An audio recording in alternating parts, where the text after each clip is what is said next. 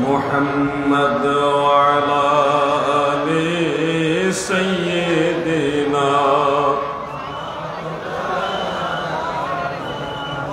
मोहब्बत पढ़ेन अल्लाहुम्मा सल्ले अला मौलाना मुहम्मद वअला आलि मौलाना तुमी अल्लाहर प्यारा हबीब তোমার সাথে তুলনা কার তোমার মতো আরশ ভ্রমণ করে নাই কোনো পয়গম্বর আল্লাহুম্মা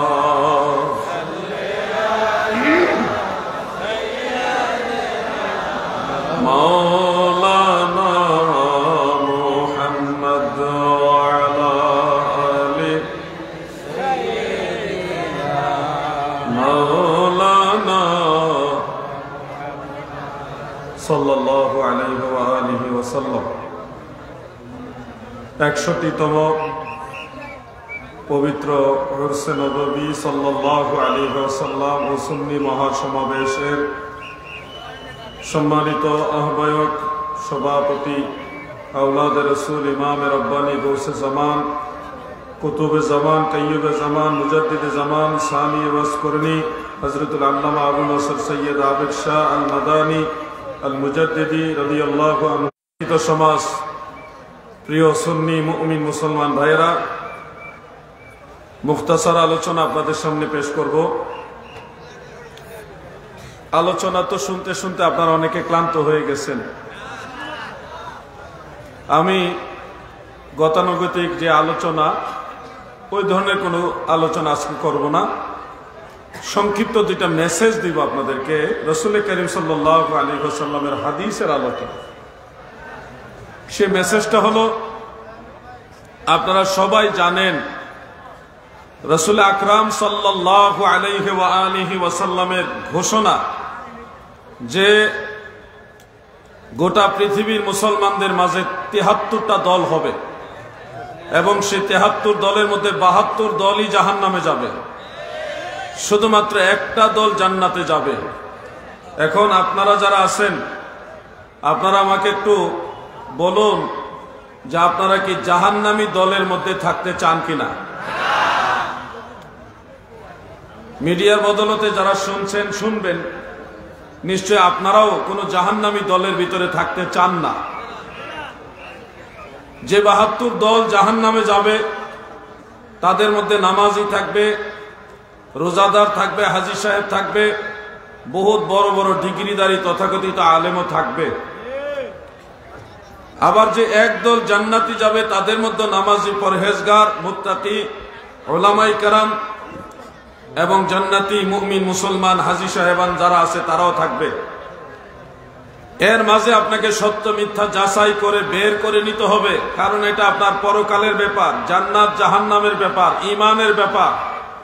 এখানে আপনাকে একটু কষ্ট করে সত্য মিথ্যা যাচাই করে নিতে হবে। একটা হাদিস শরীফ পড়েছি, যুবক ভাইরা আপনারা মনোযোগ দিয়ে হাদিস শরীফটা শুনুন। মুআজামুল আওসাত লিত-তাবারানির মধ্যে এই হাদিসখানা উল্লেখ রয়েছে। রাসূল আকরাম সাল্লাল্লাহু আলাইহি ওয়া আলিহি ওয়াসাল্লাম বলেছেন, সায়াকুনু ফি আখিরিজ জামানে আকওয়ামুন, আখিরি জামানায় অনেকগুলি কওম হবে, অনেকগুলি দল হবে। প্রিয় নবীজি বলেছেন তাদেরকে দেখতে মনে হবে মানুষের মতো, কিন্তু তাদের কালবগুলো হবে শয়তানের মতো। আল্লাহর হাবিব বলেন তারা এমন হবে যে মুখে মানুষকে সুন্দর সুন্দর কথা শোনাবে, কিন্তু কাজে কর্মে কাফের মুশরিকদের চেয়েও জঘন্য হবে। তাদের মুখের ভাষা শুনলে আপনারা মনে করবেন তারা মানুষ নাকি ফেরেশতা, কল্পনা আপনারা টেনশনে পড়ে যাবেন, এত সুন্দর কথা বলবে।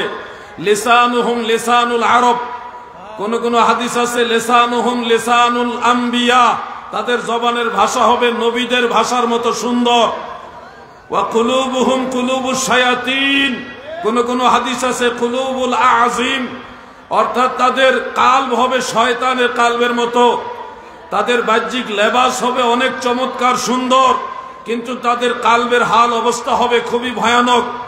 মনে রাখবেন দাদু, খুব সিরিয়াসলি মনে রাখবেন, মুজামুল আওসাত লিত তাবারানির মধ্যে উল্লেখ, এই ধরনের মানুষগুলো তারা অন্য মুসলমানদেরকে যারা হকের উপরে থাকবে তাদের ব্যাপারে তাদের ধারণা হবে যে তারা মুশরিক। ইমাম বুখারী রহমাতুল্লাহ আলাইহি তার আদাবুল মুফরাদের মধ্যে, তারিখুল কবীরের মধ্যে, সহিহ ইবনে হাব্বানের মধ্যে, অন্যান্য কিতাবের মধ্যে হাদিসটা উল্লেখ। ওয়ারামাহু বিশিরকে খারাজা আলা জারিহি বিসাইফে ওয়ারামাহু বিশিরক, তারা তাদের প্রতিবেশী মুমিন মুসলমানদের সাথে তরবারির ন্যায় আচরণ করবে, খুব কঠিন আচরণ করবে। মুসলমান যারা থাকবে তাদেরকে আঘাত করবে, মারবে, তরবারি নিয়ে আচরণ করবে। ওয়ারামাহু বিশিরক, এবং সেই মুসলমানদেরকে শিরকের অভিযোগ দিবে, বলবে এটা শিরিক, ওটা শিরিক, তোমরা এটা শিরিক করছো, তোমরা এখানে মাজার পূজা করছো, তোমরা শিরিক করতেছো। বিভিন্ন শিরকের অভিযোগ তারা মুসলমানদেরকে দিবে। আর তাবারানির মুজামুল আওসাতের মধ্যে উল্লেখ, ওয়াস সুন্নাতু ফীহিম বিদআতুন, রাসূলের যে সুন্নত রয়েছে এই সুন্নতগুলি ফীহিম বিদআতুন, তাদের কাছে বিদআত হিসেবে সাব্যস্ত হবে। ওয়া বিদআতুন ফীহিম সুন্নাতুন, আর বিদআতগুলি তাদের কাছে সুন্নত হিসেবে প্রতিষ্ঠিত হবে। ও ভাই বন্ধুরা আমার, কবর জিয়ারত এটা নিঃসন্দেহে নবীজির সুন্নত। এই সুন্নত আমরা করি, এই সুন্নতের উপর আমল করি, আর আমাদেরকে অভিযোগ দেয় আমরা শিরিক করি, মাজার পূজা করি, বলে কিনা? অপরদিকে একামতের আগে দাঁড়িয়ে যাওয়া হলো বিদআত, আর এই বিদআতের সবচেয়ে বেশি প্রচলন সেই লোকদের মাঝে পাওয়া যায়। কোন সুন্নি মুসলমান আজ পর্যন্ত বলে নাই যে একামতের আগে দাঁড়ায় যাওয়া সুন্নত, কিন্তু এই একামতের পূর্বে দাঁড়িয়ে যাওয়াটা বিদআত, এটা এই খারিজিদের কাছে হলো সুন্নত। আর কবর জিয়ারত, মাজার জিয়ারত এটা অরিজিনালি সুন্নত, এটারে বানাইছে শিরক, বিদআত। তাহলে আল্লাহর হাবিবের জবান মুবারকের হাদিসের সাথে এই খারিজিদের মিল পাওয়া যায়। আপনারা যদি টুপি, দাড়ি, জুব্বা, আবা কাবা, ডিগ্রি এগুলি দেখে মনে করেন তারাই ঠিক, তাহলে আপনারা আখিরাতে এটার জন্য অনেক বড় ধরনের পস্তাইবেন। আমাদের দায়িত্ব শুধু আপনাদেরকে সচেতন করে দেওয়া, নামাজি জান্নাতি দলের মধ্যেও থাকবে, জাহান্নামী দলের মধ্যেও থাকবে। কোন সুন্নি মাহফিলে যদি মাইকের তার কেটে দেয়, এটা আমি মনে করি খুবই সাধারণ বিষয়, কারণ শুধু তারা মাইকের তার কেটে অভ্যস্ত না, এরা ইমাম হুসাইনের গলায় ছুরি চালায় অভ্যস্ত।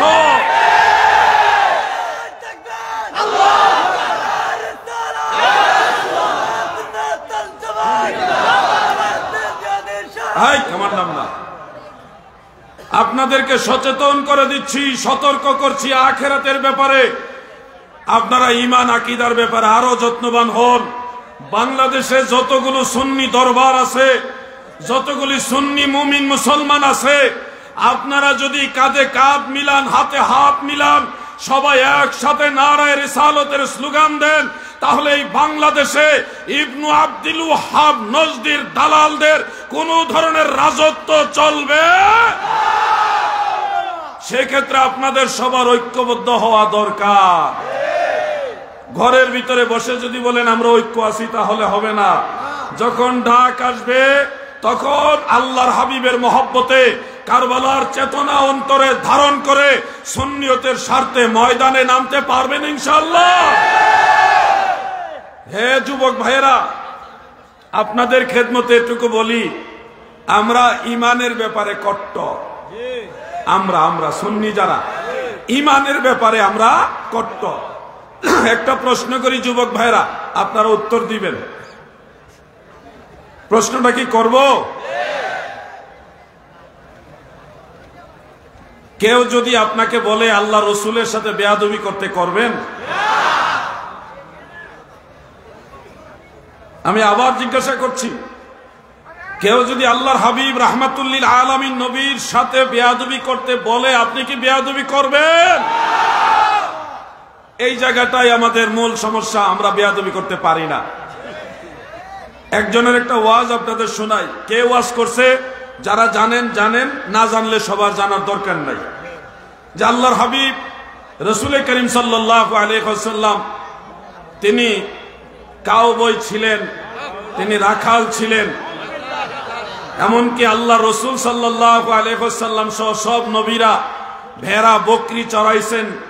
এটার মূল কারণ হলো ভেড়া বকরি এরা খুবই বক্র স্বভাবের হয়, একদিকে টানলে আরেক দিকে যাইতে চায়, আলোর মধ্যে থাকলে ছায়াতে যেতে চায় না, ছায়াতে থাকলে আলোতে যেতে চায় না। এই যে বক্র স্বভাবটা ওনারা সঙ্গ দিয়ে ওনারা শিখলেন যে মানুষ আরো বেশি বক্র, মানুষকে কন্ট্রোল করতে হবে। এই কারণে নবীরা রাখাল ছিলেন বা রাখালি করেছেন। আপনাদের কাছে আমি আবার প্রশ্ন করি, আল্লাহর নবী রাহমাতুল্লিল আলামিনের শিক্ষককে? ভেড়া বকরির রাখালি করে নবীজি ভেড়া বকরিলের কাছ থেকে শিখছেন মানুষের সাথে কেমনে চলা লাগবো, তাদের কেমনে কন্ট্রোল করা লাগবো। তাহলে বলেন নবীজির শিক্ষক কাকে বানানো হয়েছে? কথা বুঝতেছেন? আমাদের দয়াল নবীর শিক্ষক একমাত্র আল্লাহ। দুনিয়ার কারো কাছ থেকে আমার নবীজি শিক্ষা অর্জন করেননি। আর আপনাকে কি সুন্দর ওয়াজ দিচ্ছে যে ভেড়া বকরি এইভাবে চড়াই আল্লাহ রসুল শিখছে মানুষের সাথে কিভাবে চলতে হবে, মানুষকে কিভাবে কন্ট্রোল করতে হবে। আরে রাহমাতুল্লিল আলামিনের শিক্ষক কাদেরকে বানানো হয়েছে? বোকা বাঙালি, তোমরা কবে বুঝবা? ব্যক্তি অমুকের সাথে আমাদের কোনো শত্রুতা নেই, ব্যক্তি তমুকের সাথে আমাদের কোনো বিরোধ নেই। তারা যখন আল্লাহর হাবিবের ইজ্জতের চাদর মুবারক নিয়ে টান দেয়, তখন নবীর গোলামেরা চুপ থাকতে পারে না।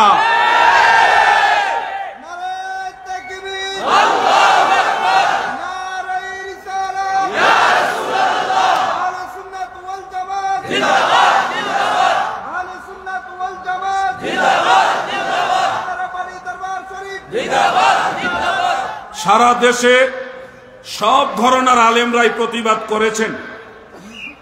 যারা এই বিষয়টা প্রতিবাদ করেছেন তারা মূলত নবীজির মহব্বতের কারণে প্রতিবাদ করেছেন, কোন ব্যক্তির বিরোধিতার জন্য না। আল্লাহ রসুলের শান ও আজমতের পক্ষে কওমি অঙ্গনের অনেক আলেমও প্রতিবাদ করেছেন। আমরা তাদেরকে ধন্যবাদ জানাই। ইমানের ব্যাপারে, হব্বে রাসূল, তাজিমে রাসূলের ব্যাপারে যারা নবীর পক্ষে দাঁড়াবে আমরা তাদেরকে সাধুবাদ জানাই, ঠিক কিনা বলেন? কিন্তু আমার ভাইয়েরা খেয়াল করুন, একটু মনোযোগ দেন। আপনারা অনেক সময় ভুল বুঝেন আমাদেরকে। এই জাতি এরা খুব ভয়ঙ্কর, এরা কৌশলে আপনার ইমান নিয়ে যাবে, আপনি টেরও পাবেন না। সারা দেশের সমস্ত আলেম যখন এটা ধরল যে নবীজিকে এই শব্দগুলি ব্যবহার করা ঠিক হয়নি, তখন তারা জান বাঁচাইবার জন্য দেখেন ফাযাদাহুমুল্লাহ, আল্লাহ তাদের কুফরিকে আরো বৃদ্ধি করে দিয়েছে। তারা নমনীয় হয়নি, ভুল স্বীকার করেনি, না করে এটাকে জায়েজ বানাইবার জন্য একটা গজল নিয়ে আসছে। গজল কি? সেই পুরাতন আমলের গজল। হাজার হাজার ওলামায়ে কেরাম এই গজলটা কখন থেকে গাইতেছে ওই ইতিহাসই কেউ জানে না। কোন সাধনে পাইব তোমায় গো নবীজি, আমি কোন সাধনে পাইব তোমায়। এই গজলের একটা অংশ হলো একটা লাইন, নবী রাখালেরও বেশে মা খাদিজার দেশে বকরি যে চড়াইতেন জঙ্গল, আই গো নবী কোন সাধনে পাইব তোমায়। এই কথাটা কোথায়? সরাসরি আল্লাহ রসুলকে কাওবয়, নাউজুবিল্লাহ সুম্মা নাউজুবিল্লাহ, এই শব্দ কোথায় বলেছে? আর এখানে ভেসে, একটা হলো সরাসরি রাখাল বলা, আর একটা হলো রাখালের ভেসে বলা। কারণ আল্লাহর হাবিব রাহমাতুল্লিল আলামিন তথাকথিত রাখাল এই শব্দ বলা যাবে না। ওই সময় ভেড়া বকরিদেরকে আল্লাহর হাবিব রাখালের ভেষে রহমতের নজরে সোহবত দিয়েছেন, ঠিক কিনা বলে? কাজী নজরুল ইসলাম এই ব্যাপারে কবিতা লিখেছেন, গান, ইসলামী সঙ্গীত, গজল। আপনারা দেখেছেন না? গুগলে সার্চ দিয়ে প্লে স্টোরে দেখে নেন। কাজী নজরুল ইসলামও আমার নবীর ব্যাপারে কবিতা লিখেছেন।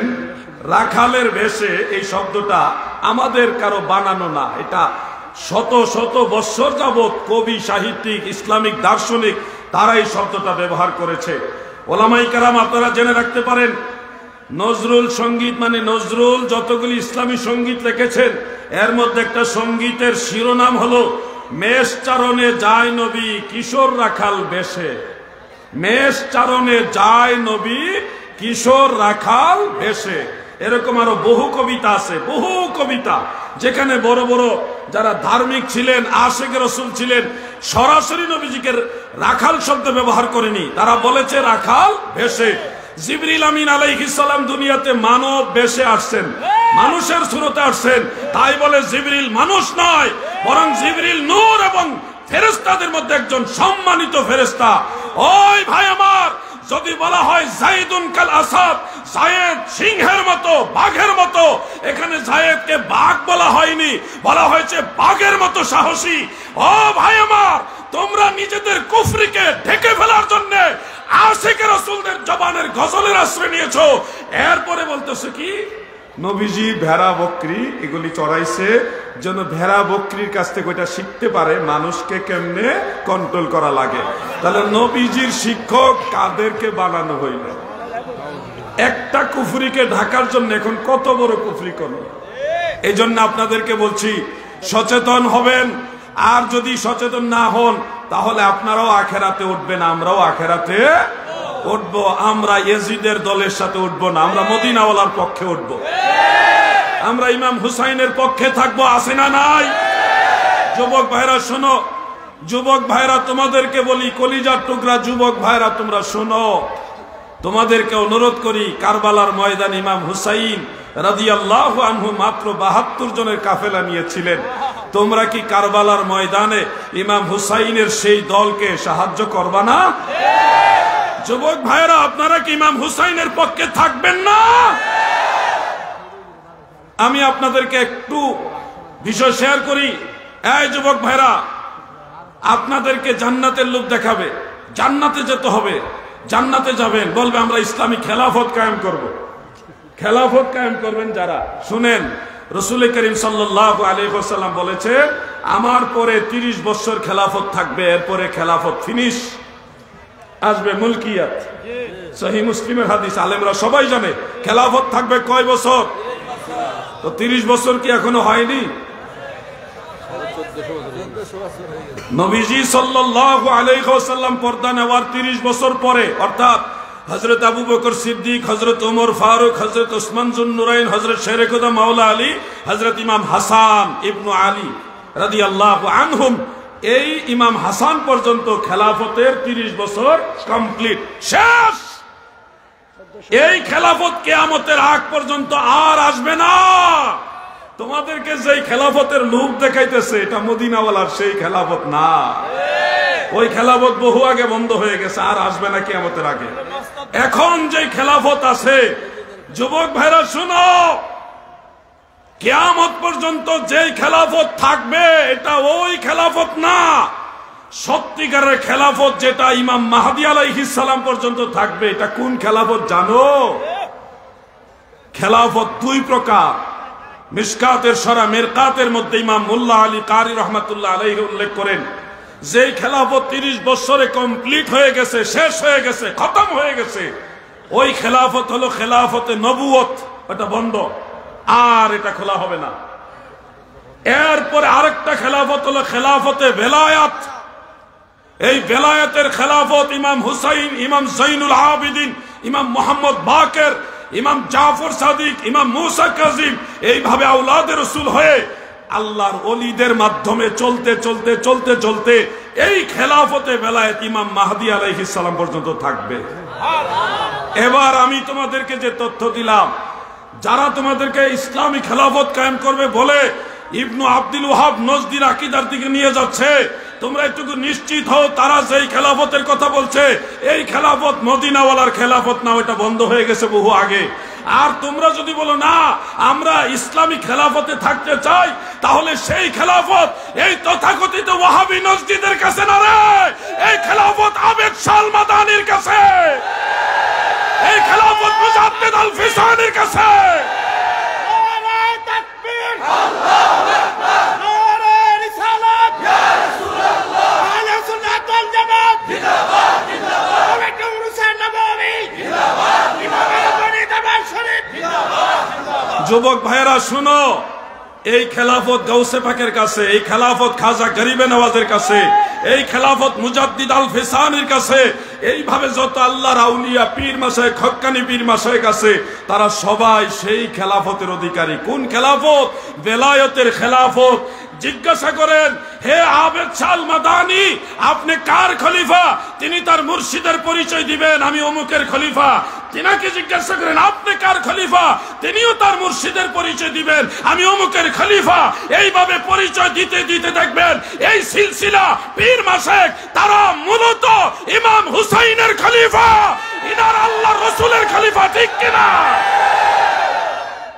তোমরা আসল জিনিসের চেনো না রে ভাই। যদি আল্লাহর জমিনে আল্লাহর হাবিবের খলিফা খুঁজতে চাও, তাহলে আল্লাহর ওলির কাছে যাও, তারাই সে মদিনাওয়ালার খলিফা। বায়াতে রসুল, বায়াতে খোদা বলা হচ্ছে না? আপনি যান ওনার কাছে, হুজুরের কাছে, আল্লামা সৈয়দ বাহাদুর শাহ মুজাদ্দিদি আল আবিদি হুজুরের কাছে গিয়ে বায়াত গ্রহণ করেন। হুজুরে বায়াত দিব কার জানেন? সরাসরি মদিনাওয়ালা। তাহলে খলিফা হলো উনি মদিনাওয়ালা। সিলসিলা বয়, সিলসিলা হয়ে উনি কিন্তু ধারাবাহিক আল্লাহ রসুলের খলিফা, ধারাবাহিক ডিরেক্ট নয়, অনেক লম্বা একটা সাজারা হয়ে সিলসিলা হয়ে উনি মদিনাওয়ালার খলিফা। তোমরা তো আসল খলিফাই চিনো না। ইংরেজি হুজুর পাইলে দৌড় মারো। তোমরা রসুলের খলিফা খুঁজতে চাইলে যারা নায়েবে নবী আছে এই জামানা, ওই সিলসিলায় আহলে সুন্নাহ বিভিন্ন হক সিলসিলার খেলাফত প্রাপ্ত যারা, তাদের কাছে যাও, তারা হলো সত্যিকারের খলিফা। ওই যুবক ভাইরা, চতুর্দিকে তাকাও, খুঁটিগুলির দিকে তাকাও, প্যান্ডেলের খুঁটিগুলির দিকে তাকান। প্রত্যেকটা খুঁটির মধ্যে দান বাক্স রাখা আছে না? না, রাখা আছে? ভালো করে দেখেন আছে কিনা। আমার মনে হয় আপনারা কম দেখেন। প্রত্যেকটা খুঁটিতে খুঁটিতে দান বাক্স রাখা আছে না? নাই? নাই? ও তাইলে নাই। আপনারা খেয়াল করেন, আমরা হইলাম মাজার ব্যবসায়ী, আমরা পীর নিয়ে ব্যবসা করি, মুরিদ নিয়ে ব্যবসা করি, আমরা উরুস দিয়ে ব্যবসা করি। আমাদের উপরে ব্যবসায়ীর অভিযোগ, তহমত। এই তোমরা ব্যবসা করো, দরবার দিয়ে ব্যবসা করো, মাজার দিয়ে ব্যবসা করো, কিন্তু আফসোস এত বড় সম্মেলন কোথাও কোনো দান বাক্স নাই। দেখেন না, দেখেন না, মনে হয় খুঁটিতে আছে, আপনারা দেখছেন না। কিন্তু যারা আমাদেরকে ট্যাগ লাগায় আমরা মাজার ব্যবসায়ী, মাজার পূজারী, আমরা ব্যবসা করি, তাদের মাহফিলের একটা খুঁটিও বাদ নাই যেখানে দান বাক্স নাই। খবর নিয়ে দেখেন না ভাই, তাদের মাহফিলে ঢুকার ডাইনে বামে কোন ছোটখাটো বক্স না, আস্তা বড় ড্রাম দিছে, টাকা দিয়ে যান। তাহলে অরিজিনালি ব্যবসায়ী কারা? ধর্ম বিক্রি করে কারা খায়? ধর্ম ব্যবসা করে কারা খায়? তোমরা দেখো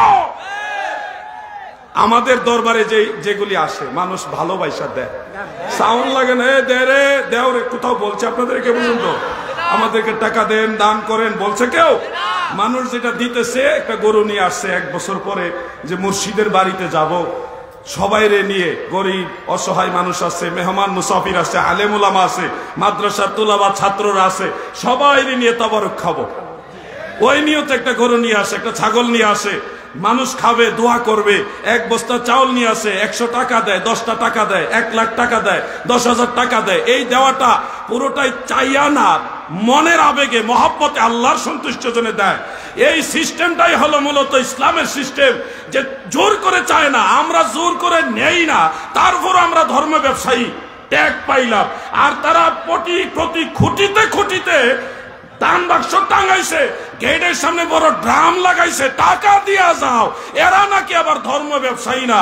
আমি একটা কথা বলতে চাই, এই ওয়াহাবি নজদির যারা দোষর, তারা দীর্ঘদিন ধরে ধর্মকে পুঁজি করে মানুষের ধর্মীয় আবেগ অনুভূতিকে কাজে লাগিয়ে ধর্ম ব্যবসায়ী যারা, তারাই এই দেশে জঙ্গিবাদ সন্ত্রাসবাদ কায়েম করতে চায়।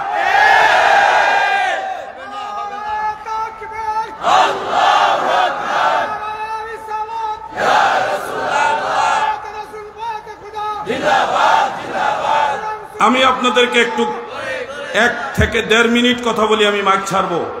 শুধু এটুকু বলি আপনাদেরকে, আজ পর্যন্ত কোথাও দেখছেন কোন মাদ্রাসায় যারা আমাদের আকীদার পক্ষে না, সুন্নি আকীদার ধারণ করে না, এমন প্রতিপক্ষ যারা, এমন কোন মাদ্রাসাতে সুন্নি মুসলমান আক্রমণ করছে এরকম দেখছেন আপনারা? কিন্তু আপনারা এটা দেখছেন কিনা যে সুন্নি দরবারে, সুন্নি মাজারে আক্রমণ হয়েছে, এটা দেখছেন কিনা? তাহলে অরিজিনালি ইসলামের আদর্শটা কার ভিতরে আছে? ও ভাই, যারা ইসলামের দোহাই দিয়ে মানুষের বাড়িঘর লুটপাট করে, মানুষের প্রয়োজনীয় দ্রব্যাদি খাদ্য সামগ্রী, গরু ছাগল ভেড়া বকরি তো আছেই, যারা চুরি করে, মাজার ভাঙ্গে, মানুষের উপর আঘাত করে, এরা হইল ইসলামের বড় প্রবক্তা। আর আমরা মাইর খাই, মানুষকে শান্তির বাণী শোনাই, তাসাউফের কথা বলি, মুমিন মুসলমানে ভাই ভাইয়ে মিলেমিশে থাকতে হবে এই কথা বলি। কোন ধর্মীয় ব্যাপারে যখন বিভেদ হয় তখন বলি আসেন দলিল আদিল্লা দিয়ে আলোচনা করি। আমরাই তো বাহাসের জন্য আহ্বান করি যে সমাধান করেন কোরআন হাদিসের আলোকে। যারা সমাধানও আসে না কোরআন হাদিসের আলোকে, মোকাবেলা তো আসে না, এরা আসে আবার ধর্মের দোহাই দিতে। তোমরা আর কবে বুঝবা ভাই এরা যে ধর্ম ব্যবসায়ী? কবে বুঝবা? বলছে অমুক দল তারা ছিল স্বৈরাচার, তাহলে ওই দলের সময় তাদের সাথে এক সময় এই লোকেও তো কাজ করছে, যারা ওদেরকে ট্যাগ লাগাইতেছে এরা স্বৈরাচার, তো এদের সাথে তো আপনারাও এক সময় ছিলেন, তাহলে স্বৈরাচারের সহযোগিতা আপনারাও। হ্যাঁ, তাহলে অমুক দল যে এক দল খায়া গেছে আরেক দল খাওয়ার জন্য রেডি। আপনি যে বললেন যাদেরকে খাওয়ার জন্য রেডি, মানুষ তো বুকা না রে ভাই, মানুষ বুঝে। যাদেরকে আপনি বললেন খাওয়ার জন্য রেডি, তাদের সাথে জোট করে এই দেশে কারা রাজনীতি করছে? আপনারাই তো করছেন। তাহলে খাওয়িনা দলের এইটা তো আপনারা আছেন, এইটা তো আপনারা আছেন। তা আপনারা কই থেকে আলগা কি আছেন আর কোন জায়গার থেকে নাকি? আমরা সুন্নি, আমরা তাদেরকে ভালোবাসি যারা ওলি আল্লাহদেরকে ভালোবাসি। কথা বুঝতে পারছেন? এক কথাই বলছি, কোন রাজনৈতিক নির্দিষ্ট দল আমাদের না, বড় ঘরানার যত দল কোনটাই নির্দিষ্ট আমাদের না। যারা ওলি আল্লাহদেরকে ভালোবাসে আমরাও তাদেরকে ভালোবাসি, এটা আমাদের সুন্নিদের একটা দুর্বল পয়েন্ট। আমরা তাদের ভালোবাসি সবাইকে, কোনো নির্দিষ্ট দল না। অতএব আজকের আলোচনা আর সামনে নিব না। তবে শোনো হে ভাই, ময়মনসিংহ শহরে থানার সাথে একজন বুজুর্গ ব্যক্তি, তাসাউফপন্থী ব্যক্তির মাজার ভেঙ্গে চুরমার করে দিয়েছে, সেখানে জিনিসপত্র লুটপাট করে নিয়ে গেছে। এটা গত 2-1 দিন আগের ঘটনা। হযরতে কালুসা রহমাতুল্লাহ আলাইহির মাজার, 200 বছরের আগের মাজার, সেই মাজারটা তারা ভেঙেছে। দোহাই কি, ওখানে কাওয়ালি হয়েছে। তো কাওয়ালি তো বর্তমান যিনি প্রধান উপদেষ্টা আছেন এবং তিনার সহকারী যিনি মাহফুজ সাহেব আছেন, ওনারাও পছন্দ করে। উপদেষ্টাদের আরো 2-1 জন কাওয়ালি করেছে, কাওয়ালি অনুষ্ঠানে অংশগ্রহণ করেছে এবং কাওয়ালি সমর্থন করে সেই অনুষ্ঠান ওখানে করেছে। একান্তই যদি কোনো প্রতিষ্ঠানের ডিস্টার্ব হয় তাহলে অনুরোধ করে সেই অনুষ্ঠান বন্ধ করা উচিত ছিল। তো আল্লাহর ওলি বা বুজুর্গ ব্যক্তির মাজার ভাঙচুরে তারা কি প্রমাণ করতে চাইলো? আমরা কি এইভাবে একের পর এক আল্লাহর ওলিদের দরবারে আক্রমণ সয়ে যাব? আওয়াজ দিয়ে বলেন সয়ে যাব। আমি আজকে ইমামে রব্বানী দরবার শরীফ থেকে প্রশাসনের উদ্দেশ্যে একটা বার্তা দিতে চাই, যদি আল্লাহর ওলিদের দরবারে এরপরে আর কোন ধরনের আক্রমণ হয়, বাংলার মুসলমান, বাংলার সুন্নি মুসলমান ঘরে থাকবে না, সারা বাংলাদেশ অচল করে দেওয়া হবে। যদি আল্লাহর ওলিদের দরবারে আর আক্রমণ হয়, সারা বাংলাদেশ অচল করে দেওয়া হবে।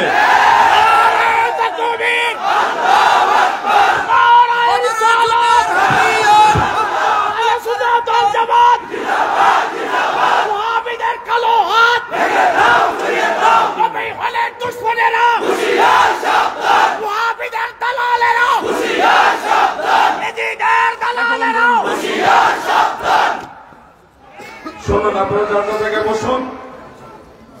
বাংলাদেশ আহলে সুন্নাত ওয়াল জামাতের পক্ষ থেকে বসেন আপনারা। বাংলাদেশ আহলে সুন্নাত ওয়াল জামাতের পক্ষ থেকে আমরা এই বিষয়গুলি গভীরভাবে পর্যবেক্ষণ করছি। আমরা কখনোই দেশে অশান্তি চাই না। এই দেশের মধ্যে শান্তি শৃঙ্খলা নষ্ট হোক, এটা আমরা চাই না। এই জন্য বৃহৎ স্বার্থে, জাতীয় স্বার্থে, দেশের স্বার্থে আমরা তেমন কিছু বলি না। প্রশাসনকে বারবার অনুরোধ করি, আপনারা এটা দেখুন, আপনারা এটা পর্যবেক্ষণ করুন। প্রশাসন দেখছেন, কিন্তু কিরকম দেখছেন সেটা নমুনা আমরা ভালোভাবে দেখছি। আমরা প্রশাসনের দৃষ্টি আকর্ষণ করবো, এদেরকে দ্রুত গতিতে আইনের আওতায় নিয়ে আসা হোক। যারা আল্লাহর ওলিদের দরবারে আক্রমণ করেছে তাদেরকে দ্রুত গতিতে আইনের আওতায় আনা হোক। অন্যথায় সুন্নি জনতা একবার মাঠে নেমে গেলে তখন কিন্তু আপনারা সামলাইতে পারবেন না। সেই দিনটা আমরা চাই না। সাগর দেখেছেন, সাগরের তরঙ্গ দেখেননি। আপনারা বাঘ সিংহের নাম শুনেছেন, সিংহের থাবা দেখেননি। আপনারা সুন্নি জনতার নাম শুনেছেন, সুন্নিয়তের গণজোয়ার দেখেননি। আমরা শেষবারের মতো এই বার্তা প্রশাসনের কাছে দিলাম। এটা হলো আমরা ওনাদেরকে অনার করবো।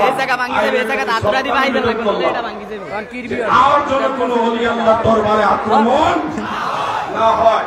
কোন আলেম, যে কোন ঘরানার কোন আলেম কোরআন, সুন্নাহ, ইজমা, কিয়াস, শরীয়তের এই চার দলিলের আলোকে যদি সুন্নি জামাতের কোন গুরুত্বপূর্ণ বিষয়ে আমাদের সাথে ইলমি মোকাবেলা করতে চায়, বাংলাদেশ সেনাবাহিনীর তত্ত্বাবধানে হইলেও যে কোনো প্রশাসনিক তত্ত্বাবধানে আমাদের সাথে বসার ব্যবস্থা করেন। তারা কোরআন হাদিসের আলোকে সঠিক, না হলে আমরা সঠিক। তারা যদি সঠিক প্রমাণ করতে পারে আমরা তাদের মত গ্রহণ করব। আমরা যদি প্রমাণ করতে পারি সুন্নি জামাত ঠিক, তাহলে বাংলার জমিনে সুন্নিয়তের বিরুদ্ধে কোন আওয়াজ চলবে। আসসালামু আলাইকুম ওয়া রাহমাতুল্লাহ। মাশাআল্লাহ ভাই আমরা এটা কিনে দেব। আমরা মাশাআল্লাহ